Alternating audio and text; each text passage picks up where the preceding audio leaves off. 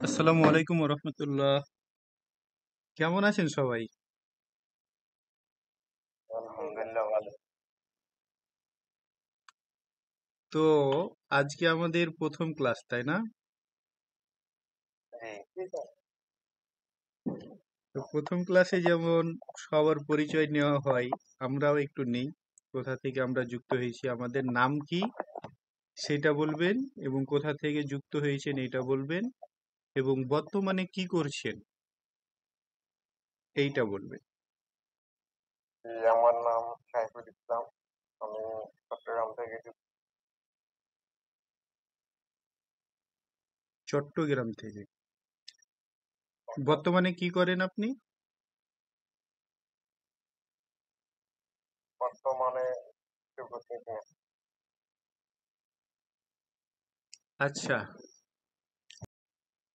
হ্যাঁ, আমার নাম অনেক সরকার। আমি ইংলিশ অনার্স কমপ্লিট করছি এই বছর। আসসালামু আলাইকুম ভাইয়া। ওয়ালাইকুম আসসালাম। আমি মোহাম্মদ সৌরভ হোসেন, আমি চায়না থেকে বলতেছি, এখানে ব্যাচেলর করছি। হ্যাঁ, আমি সাদিয়া, আমি জাপান টোকিও থেকে যুক্ত হয়েছি। জি, তো জাপান থেকে আবার জাপানিজ ভাষা শিখতেছেন, কারণটা কি? এটার জন্য হলো ভাইয়া, আমি আসলে জাপানে এসেছি মাস্টার্স কোর্সে, এটা ইংলিশ ছিল। এর জন্য আমার জাপানিজ ভাষাটার ফোকাস দেওয়ার দরকার হয় না। আর আফটার কমপ্লিট মাই ডিগ্রি আমি একটা ভালো কোম্পানিতে জব পেয়েছিলাম, জাপানিজ কোম্পানি।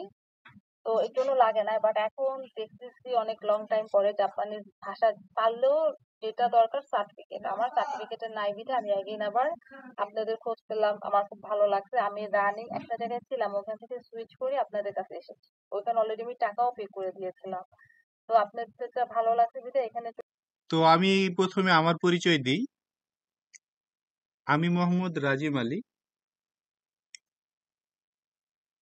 আমার বাসা হচ্ছে চাঁপাইনবাবগঞ্জ।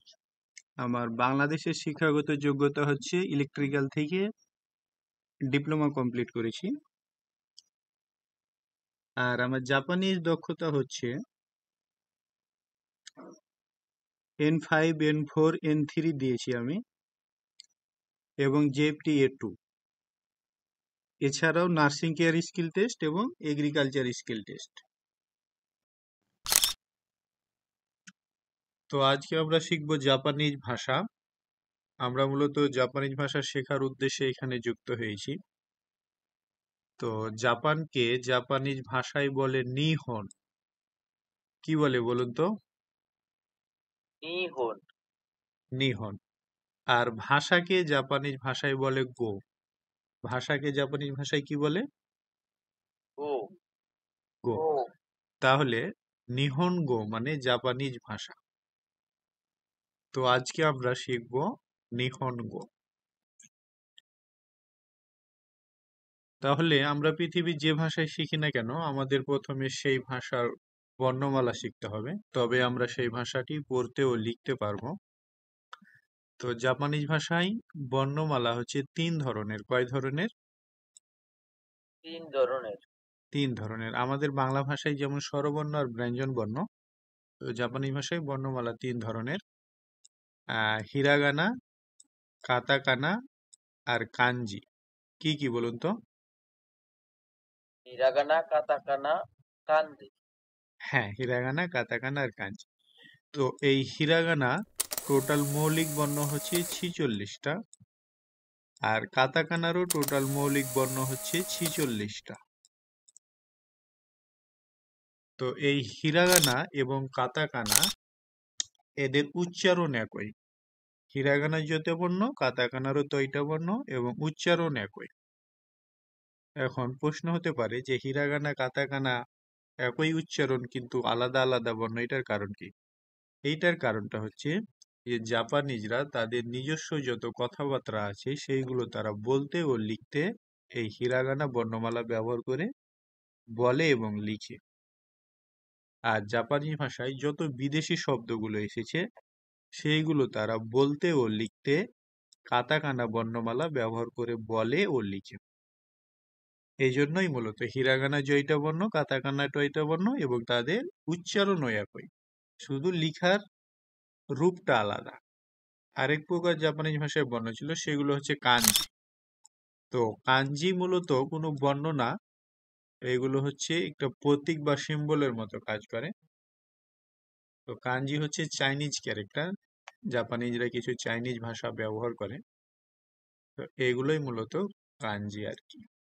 তো এই হচ্ছে হিরাগানার ছক। আমরা এই ছক অনুযায়ী বর্ণমালাগুলো পড়ব। ছক অনুযায়ী যদি আমরা পড়ি তাহলে আমাদের অনেক সুবিধা আছে। হ্যাঁ, তো আমরা এই ছক অনুযায়ী পড়ব। পড়ার আগে আমি একটু বলে রাখি, এই তো এই একটু লক্ষ্য করেন, এইটা হচ্ছে সারি। হ্যাঁ, অর্থাৎ এইটা হচ্ছে সারি, আর উপর থেকে নিচে নামলে এটা হচ্ছে কলাম। আমরা এই কথাটা একটু মনে রাখবো। হ্যাঁ, এটা হচ্ছে সারি, আর উপর থেকে নিচে নামলে এটা হচ্ছে কলাম।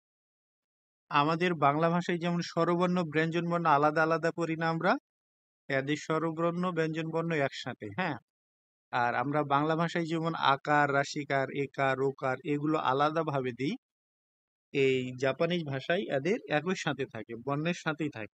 আমি তো বললাম হিরাগানা কাতাকানার প্রত্যেকটা বর্ণই সেম, উচ্চারণ সেম, শুধু লেখার রূপটা আলাদা। তো হিরাগানা এবং কাতাকানার ক্ষেত্রে প্রথম বর্ণটি হচ্ছে আ। প্রথম বর্ণটি কি বলুন তো? আ। তো অর্থাৎ বাংলা ভাষার স্বরবর্ণ। হ্যাঁ, এই প্রথম যে লাইনটি রয়েছে এই লাইনটি বাংলা ভাষার স্বরবর্ণ। প্রথম আমরা সারি অনুযায়ী পড়বো, কেমন? এই ছকটা আমরা সারি অনুযায়ী পড়ে পড়ে যাব। তো হিরাগানার প্রথম বর্ণটি হচ্ছে আ। কি বর্ণ বলুন তো? আ। তো এই আ বর্ণটি কিভাবে লিখতে হয় আমরা একটু দেখব।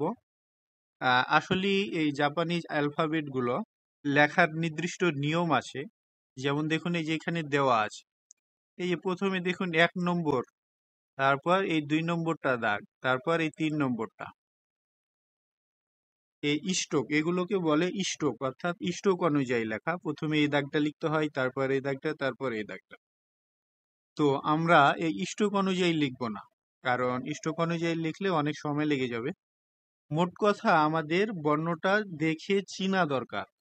আর আমাদের পরীক্ষাতেও কোনো হাতে লেখার কোনো সুযোগ নেই, মানে কোনো হাতে লিখতে হবে না, জাস্ট শুধু পড়ে পড়ে আমাদের উত্তর দিতে হবে। তো আমাদের প্রধান কাজ হচ্ছে বর্ণটা আমাদের চিনা, যাতে আমরা দেখেই চিনতে পারি যে এটা অমুক বর্ণ। কিন্তু আমরা কি তাহলে আঁকাবো না? অবশ্যই আঁকাবো। আমরা আমাদের যেভাবে নিজের কাছে সহজ মনে হয় আঁকতে, সেভাবে আমরা আঁকবো। আর না আঁকলে আপনার বর্ণ আয়ত্তে আসবে না। হ্যাঁ, অবশ্যই আমরা এঁকে এঁকে শিখবো। তো হিরাগানার প্রথম বর্ণটি হচ্ছে আ। তো আ বর্ণটি কিভাবে লিখতে হয় আমরা একটু দেখি। এই একটা দাগ দিব, তারপর উপর থেকে আরেকটা দাগ। হ্যাঁ, এটা একটু লক্ষ্য করুন তো, এটা অনেকটা ইংরেজি টি এর মতো হয়েছে না, টি অক্ষর। আচ্ছা, এই টি অক্ষরটা লিখে এই যে এই মধ্যখান থেকে ই ধরে একটা বাংলা ভাষার রুস্যকারের মতো দিতে হবে। দেখুন তো অনেকটা এমন হয়েছে না? তো এইটাই হচ্ছে জাপানিজ ভাষায় আ। কি বর্ণ এটি? আ বর্ণ। আবার দেখুন আমি আবার লিখতেছি, আর আমি মাউস দিয়ে লিখতেছি তো একদম হুবহু তাদের মতো হবে না। এমনিতে বোর্ডে লিখলে এমনটা হতো, হুবহু হতো। তো দেখুন এই একটা দাগ, পরে হচ্ছে উপর থেকে আরেকটা দাগ দিয়ে আমরা ইংরেজি টি অক্ষরের মতো লিখব। টি অক্ষরটি লিখে বাংলা ভাষার একটা রুস্যকারের মতো দিব। তো এইটাই হচ্ছে জাপানিজ ভাষার আ। কি বর্ণ এটি বলুন তো? আ। পরে যে বর্ণটি রয়েছে হিরাগানার 2 নম্বর বর্ণটি, এই বর্ণটিকে বলে ই। কি বলে বলুন তো? তো এই ই বর্ণটি আঁকতে হয় একটু আমরা দেখি। দেখুন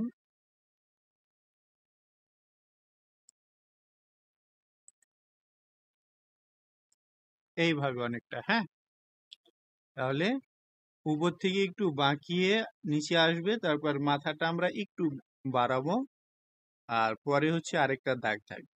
তো এইটার তুলনায় এইটা ছোট থাকবে। হ্যাঁ, এইটা হচ্ছে জাপানিজ ভাষায় ই। কি বর্ণ এটা বলুন তো? ই। হ্যাঁ, কথা বলবেন। হ্যাঁ, তো দেখুন আবার আমি আঁকতেছি, একটু লক্ষ্য করুন।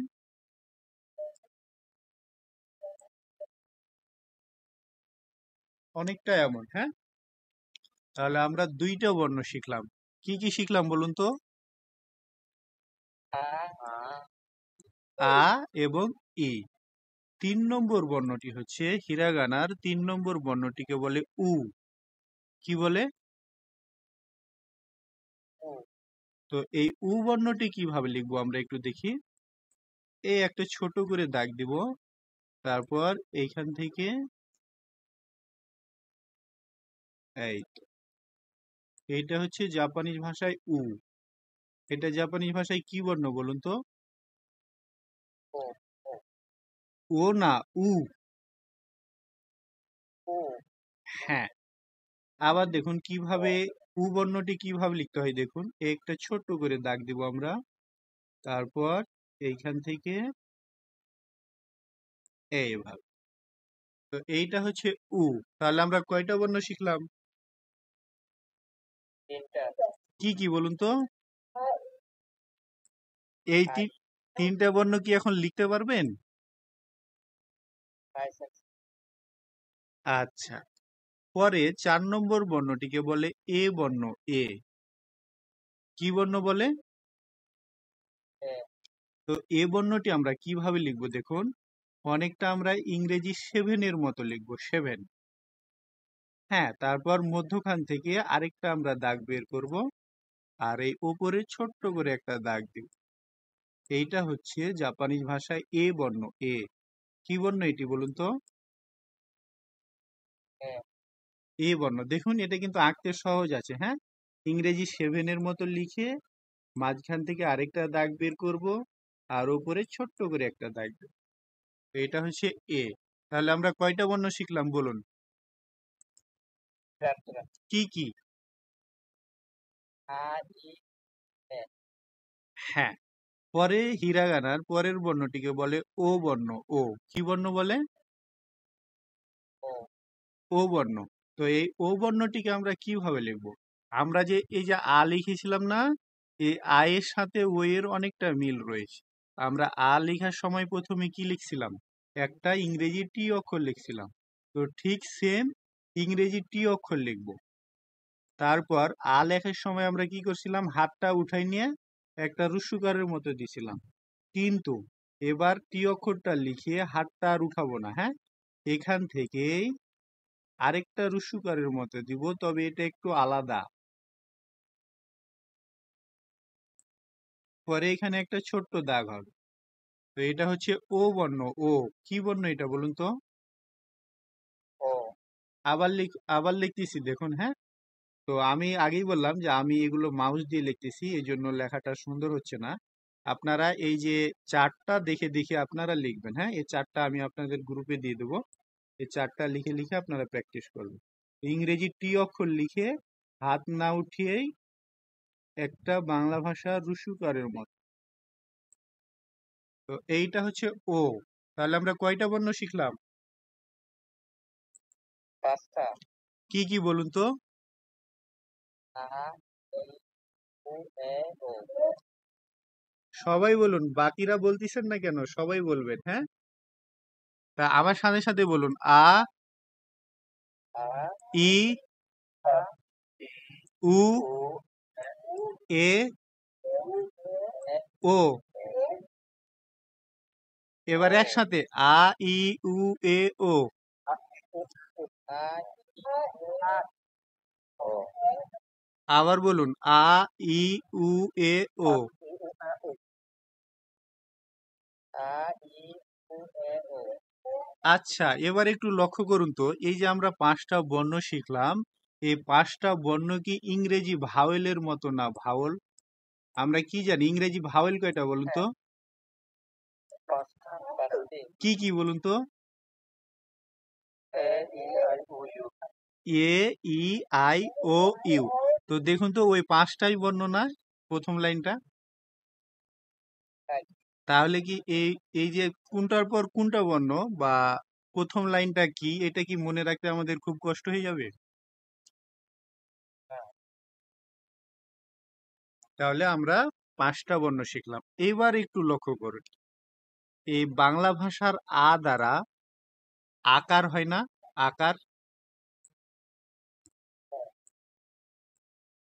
এই বাংলা ভাষার আ দিয়ে আকারও বুঝায় না? বলুন। আর তাই এই ই দ্বারা কি রাশিকার বুঝায় না? তাই বাংলা ভাষার উ দ্বারা কি রুস্যকার বুঝায় না? রুস্যকার।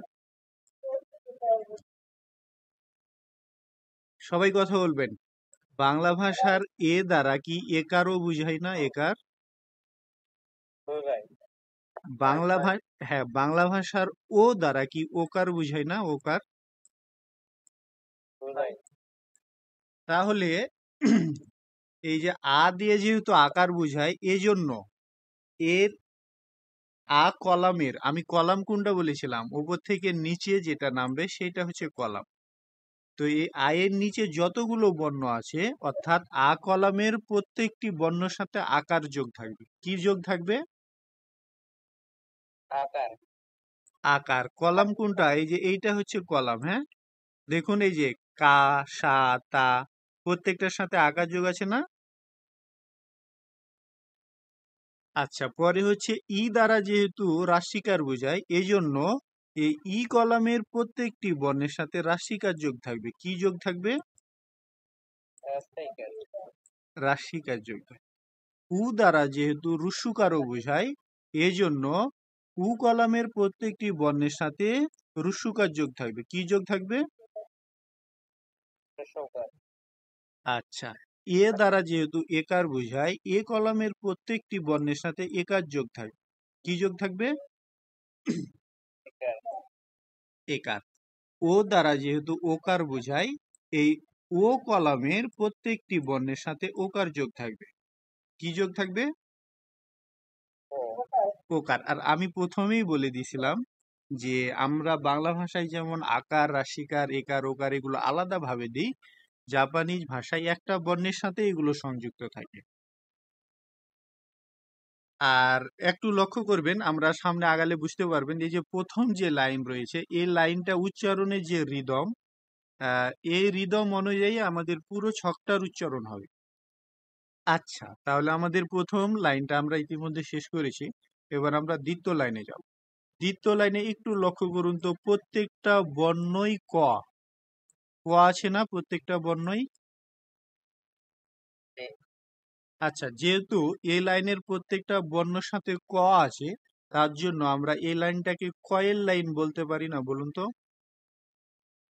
বাড়িতে হ্যাঁ, যেহেতু এই লাইনের প্রত্যেকটা বর্ণের সাথে ক আছে, তার জন্য আমরা এই লাইনটাকে কয়ের লাইন বলবো। তাহলে প্রথম যে বর্ণ কয়ের লাইনের, অর্থাৎ হিরাগানার 6 নম্বর বর্ণটিকে বলে কা বর্ণ। কা কি বলে? কা তো এটা কা কেন হলো বলুন তো? আ কলামের বর্ণ হ্যাঁ, রাইট, এটা আ কলামের বর্ণ, এই জন্য কা হয়েছে। তো এই কা বর্ণটি কিভাবে লিখে আমরা একটু দেখব। এই একটা দাগ দিব উপর থেকে নিচে, পরে হচ্ছে আরেকটা দাগ এদিক দিয়ে, এই তো অনেকটা এইভাবে, হ্যাঁ। তারপর উপরে একটা ছোট্ট দাগ, এইটাকে জাপানিজ ভাষায় বলে কা। কি বলে বলুন তো? কা কা।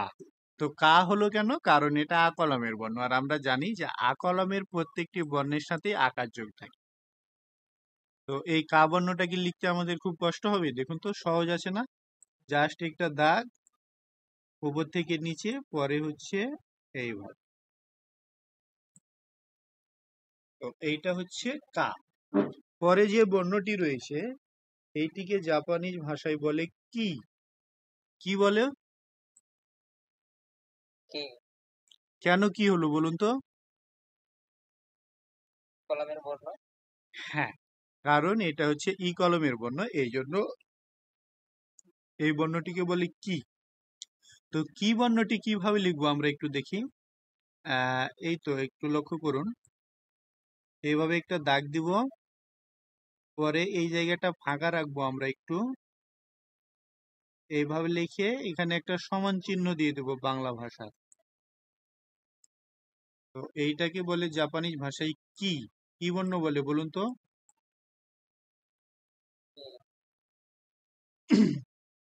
তাহলে কা কি। তো এটা অনেকটা ইংরেজি ডি অক্ষর আছে না, ডি, অনেকটা ডি এর মতো, হ্যাঁ। ডি লিখে একটা সমান চিহ্ন দিয়ে দিবেন, তাহলেই হয়ে যাবে। শুধু একটু ফাঁকা রাখতে হয় এই জায়গাটা, এই আর কি। তাহলে আমরা কি কি শিখলাম পরে বলুন তো?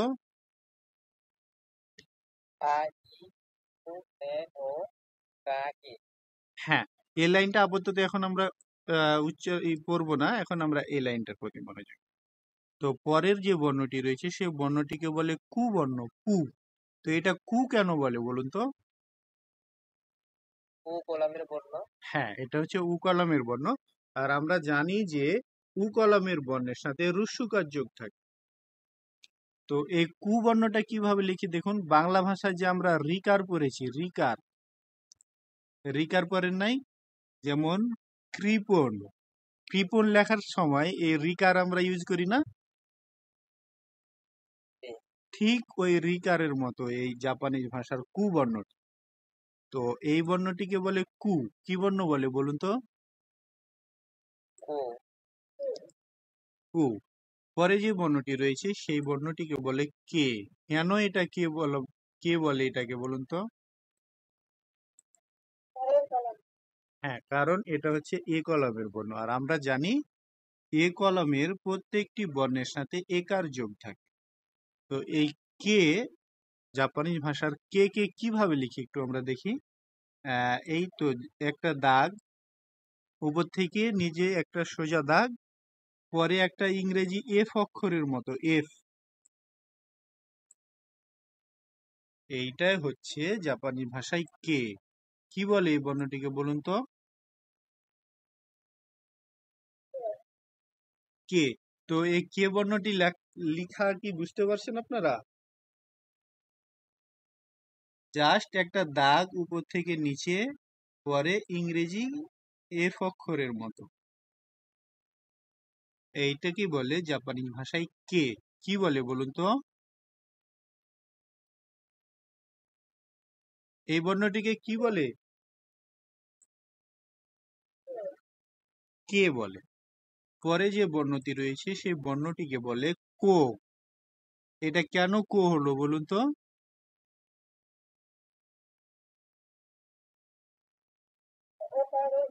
হ্যাঁ, কারণ এটা হচ্ছে ও কলমের বর্ণ। আর আমরা জানি ও কলমের প্রত্যেকটি বর্ণের সাথে ওকার যোগ থাকে, এই জন্য এই বর্ণটিকে কো বলে। তো কো বর্ণটি কিভাবে লিখতে হয় দেখুন। আহ এই তো একটা উপরে একটা দাগ আর নিচে একটা দাগ, এইটিকে বলে কো। কি বলে এই বর্ণটিকে? কো। এবার একটু লক্ষ্য করুন, এই যে ই বর্ণটি আর এই কো বর্ণটি এর মাঝে কিন্তু অনেকটা মিল রয়েছে, হ্যাঁ। তো একটু পড়ার সময় লক্ষ্য করে পড়বেন যে এইটা হচ্ছে ই, আর এই ইটাকে যদি আমরা একটু ঘুরাইয়া দিই তাহলে সেইটা হয়ে যাবে কো। তাহলে আমরা কয়টা বর্ণ পড়লাম দেখুন, আ, ই, উ, এ, ও। বলুন আমার সাথে সাথে বলুন।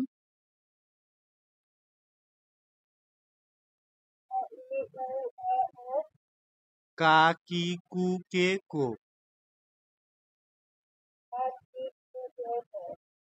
হ্যাঁ, তাহলে আমরা ইতিমধ্যে হিরাগানার 10টি বর্ণ শিখে ফেলেছি। তো এই বর্ণগুলো কি লেখা খুব কঠিন, পারবেন না?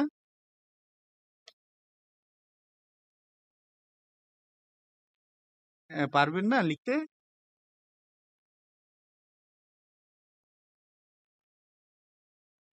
আচ্ছা, ইনশাল্লাহ আশা করি পারবেন, হ্যাঁ। যেভাবে বুঝিয়ে দিচ্ছি আশা করি পারবেন।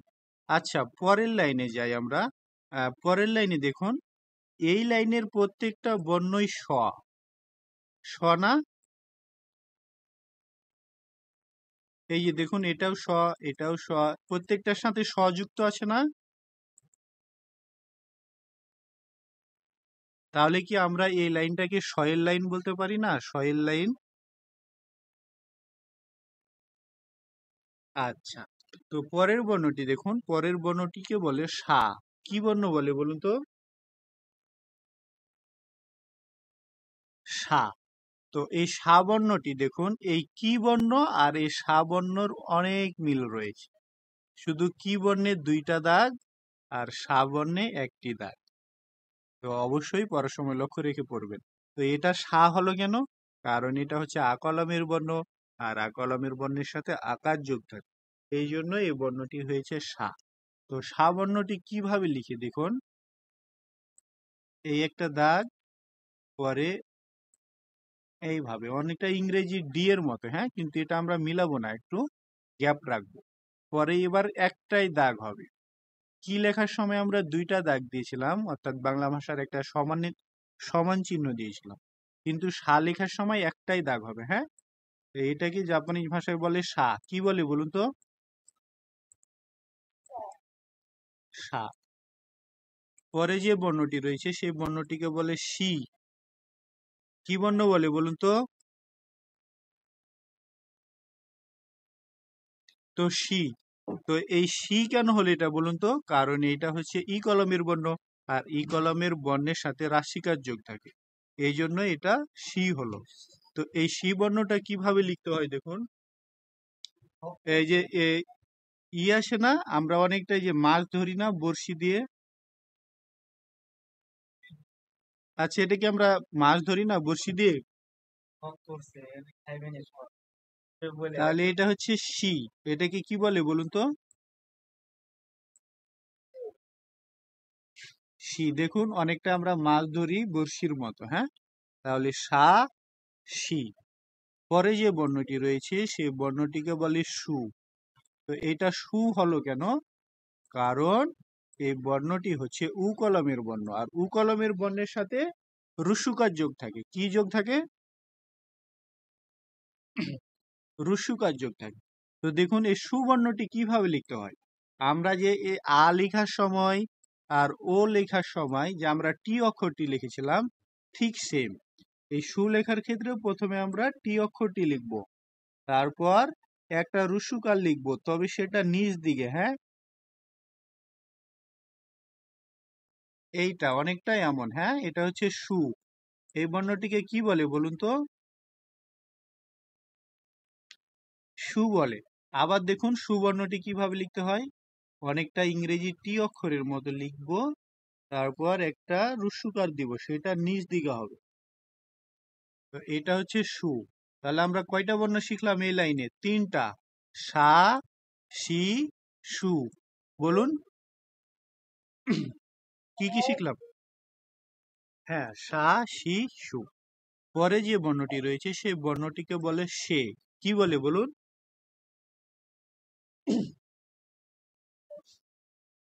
সে বলে। সে কেন হলো? কারণ এটা হচ্ছে এ কলমের বর্ণ, আর এ কলমের বর্ণের সাথে একার যোগ থাকে। তো এটা হচ্ছে সে। তাহলে সে কিভাবে লিখে দেখুন, এই তো অনেকটা এইভাবে, তারপর এইভাবে, তারপর উপর থেকে একটা দাগ, এটা হচ্ছে সে। কি বর্ণ এটা বলুন তো?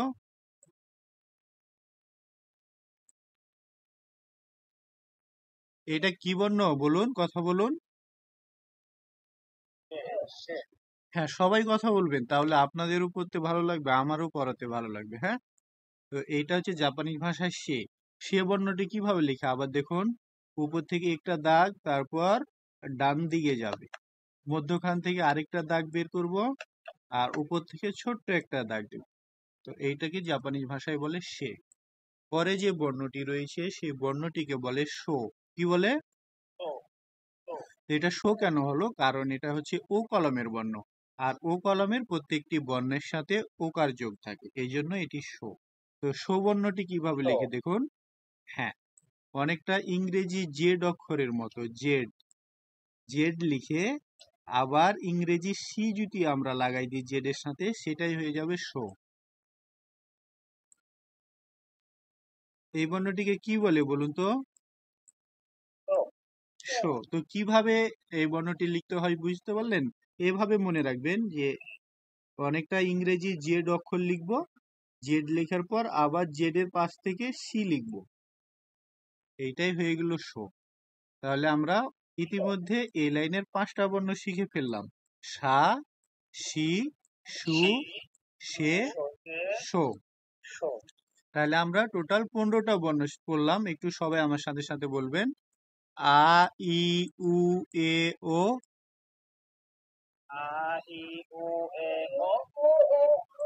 কা, কি, কু, কে, কো।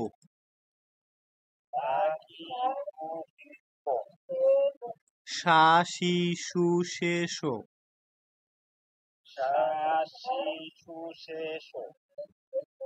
আবার বলুন, হ্যাঁ। আ, ই, উ, এ, ও।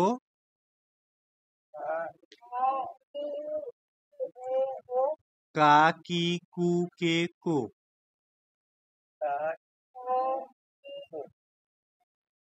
সা, সি, সু, সে, শো।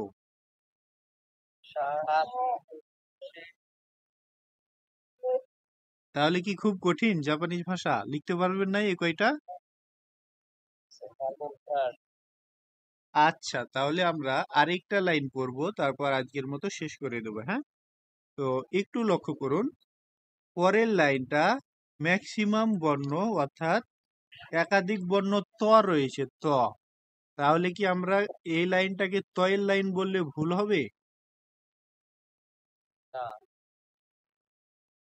আচ্ছা, তাহলে এই তয়ের লাইনের প্রথম বর্ণটিকে বলে তা। তো কেন এটাকে তা বলে? কারণ এটা হচ্ছে আ কলমের বর্ণ, আর আমরা জানি যে আ কলমের প্রত্যেকটি বর্ণের সাথে আকার যোগ থাকে। তো এই তা বর্ণটিকে কিভাবে লিখে? দেখুন, আমরা যে ইংরেজি টি অক্ষর লিখলাম, ঠিক ইংরেজি টি অক্ষর লিখব, তারপর এর মধ্যখানে একটা বাংলা ভাষার সমান চিহ্ন দিয়ে দেবো। তো এইটাকেই বলে জাপানি ভাষায় তা। কি বলে বলুন তো? এই বর্ণটা কি খুব কঠিন? অনেক সহজ না? ইংরেজি টি অক্ষর লিখবো, তারপর একটা বাংলা ভাষার সমান চিহ্ন দিয়ে দেবো, এটাই হচ্ছে তা। আচ্ছা, এবার কিন্তু অনেক গুরুত্বপূর্ণ একটা বিষয়, সবাই মনোযোগ দিয়ে লক্ষ্য করবেন। আমরা এতক্ষণ কি পড়লাম? কা, কি, কু, সা, সি, সু।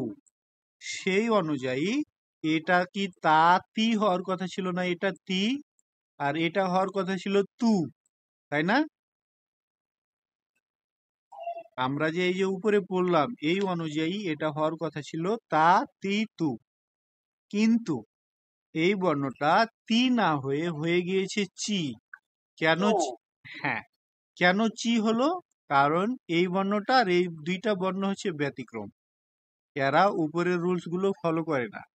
তাহলে এই বর্ণটা হওয়ার কথা ছিল তা, তি, তু, কিন্তু এটা তি না হয়ে হয়ে গিয়েছে চি। কেন চি হলো? কারণ ব্যতিক্রম, এই জন্য। তো এই চি বর্ণটি কিভাবে লিখতে হয় দেখুন। এই যে আমরা ইংরেজি 5 লিখি না, 5 লেখার সময় আমরা কি করি?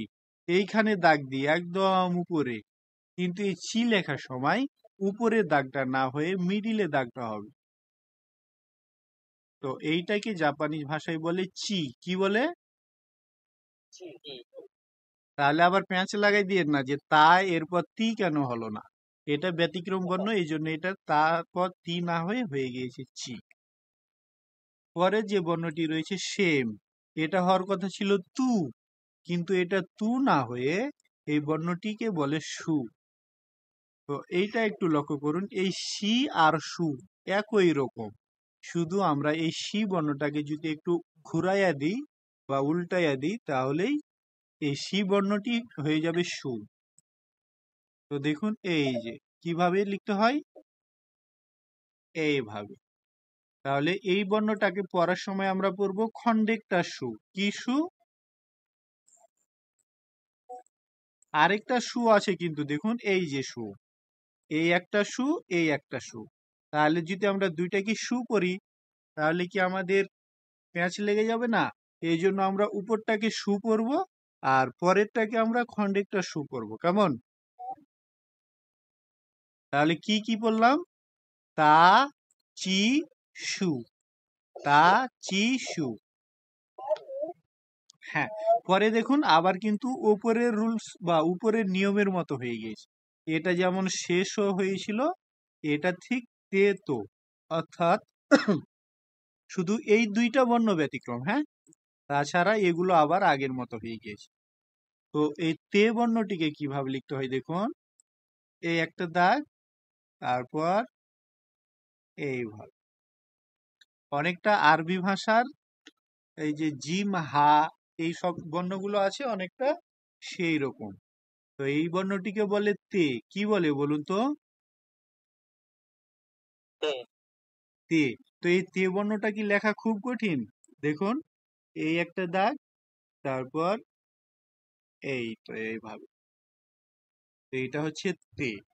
পরে তা লাইনের শেষ বর্ণটিকে বলে তো। কেন তো বলে? কারণ এটা ও কলমের বর্ণ, দেখুন, আর ও কলমের বর্ণের সাথে ওকার যোগ থাকে। তো এই তো বর্ণটিকে কিভাবে লিখতে হয় একটু আমরা দেখি। আমরা ইংরেজি সি অক্ষর চিনি না? সি, অনেকটা সি অক্ষরের মতো লিখে জাস্ট এখানে আরেকটা দাগ দিয়ে দেবো, তাহলেই সেটাকে জাপানিজ ভাষায় বলে তো। কি বলে বলুন তো? তো। তো। তো তাহলে আমরা এই লাইনের 5টা বর্ণ শিখলাম। সবাই আমার সাথে সাথে বলবেন। তা, তা। চি, চি। সু, সু। তে, তে। তো। তো। এবার একসাথে, হ্যাঁ, তা, চি, সু, তে, তো। তা। তি। তি। সু। তে। সে না, তে। হ্যাঁ, তা, চি, সু, তে, তো। তা। তি। সু। তে। তো। হ্যাঁ, এখন এই লাইনের প্রত্যেকটা বর্ণই হচ্ছে ন। ন না? তাহলে আমরা কি এই লাইনটাকে নয়ের লাইন বলতে পারি না? নয়ের লাইন। বলা যায়। হ্যাঁ, যেহেতু প্রত্যেকটা বর্ণই ন, তার জন্য আমরা এই লাইনটাকে নয়ের লাইন বলি। তো এই নয়ের লাইনের প্রথমকার বর্ণটিকে বলে না। কেন না? কারণ এটা হচ্ছে আ কলমের বর্ণ। আর আমরা জানি যে আ কলমের প্রত্যেকটি বর্ণের সাথে আকার যোগ থাকে। তো এই না বর্ণটিকে কিভাবে লিখতে হয় একটু আমরা দেখি। এই যে ইংরেজি টি অক্ষর কিন্তু আমাদের অনেক ইউজ হবে। হ্যাঁ, ইংরেজি টি অক্ষরটা লিখবো, পরে এখানে একটা বাংলা ভাষার রুস্যকারের মতো দিব, আর উপরে ছোট্ট করে একটা দাগ দিব। তো এই বর্ণটিকে জাপানিজ ভাষায় বলে না। কি বলে বলুন তো? না। না। আবার দেখুন, এই যে ইংরেজি টি অক্ষর, পরে একটা রুস্যকারের মতো, আর উপরে ছোট্ট একটা দাগ। তো এটা হচ্ছে না। পরে যে বর্ণটি রয়েছে, অর্থাৎ ন লাইনের, নয়ের লাইনের 2 নম্বর বর্ণটিকে বলে নি। কেন নি বলে? কারণ এটা ই কলমের বর্ণ, আর ই কলমের বর্ণের সাথে রাশিকার যোগ থাকে। তো এই নি বর্ণটিকে কিভাবে লিখি দেখি। এই একটা দাগ, পরে হচ্ছে একটা সমান চিহ্ন। তো এইটাই হচ্ছে জাপানি ভাষায় নি। কি বর্ণ এটিকে বলে বলুন তো? নি।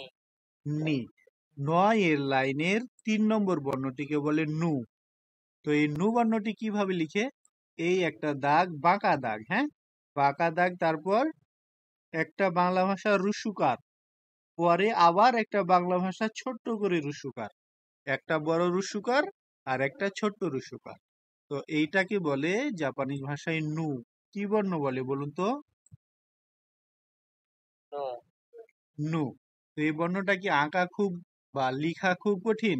দেখুন, এই একটা বাঁকা দাগ। হ্যাঁ, বাঁকা দাগ, তারপর এই মধ্যখান থেকে একটা বাংলা ভাষার রুস্যকার, তারপর শেষ মুহূর্তে আবার একটা ছোট্ট করে রুস্যকার।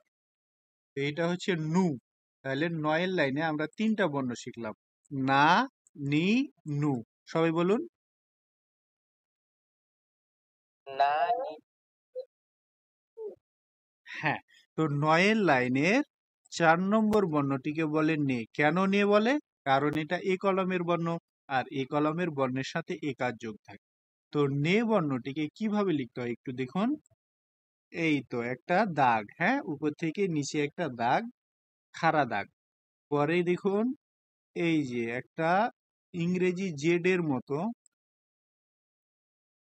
পরে কেমন হবে? অনেকটা এমন। হ্যাঁ, আমি হচ্ছে যে মাউস দিয়ে লিখতেছি তাই ঠিক হচ্ছে না। তো এই বর্ণটিকে বলে নে। কি বলে বলুন তো?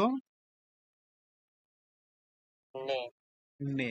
আবার দেখুন এই বর্ণটা একটু ঝামেলা আছে তো। আবার দেখুন কিভাবে আঁকতে হয়। এই একটা খাড়া দাগ উপর থেকে নিচ দিকে, পরে কেমন? এই তো।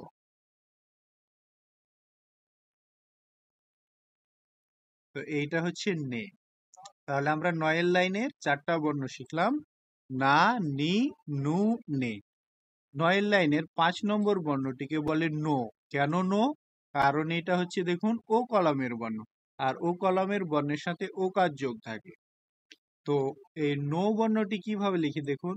এই যে একটা বৃত্ত, বৃত্তটাকে আমরা আরেকটু সামনের দিকে বাড়াই দিব ডান দিকে। তো এইটা জাপানিজ ভাষায় বলে নো। কি বলে বলুন তো? নো। আবার দেখুন কিভাবে আমি নো বর্ণটিকে আঁকতেছি। এই একটা বৃত্ত। নো। নো। নো।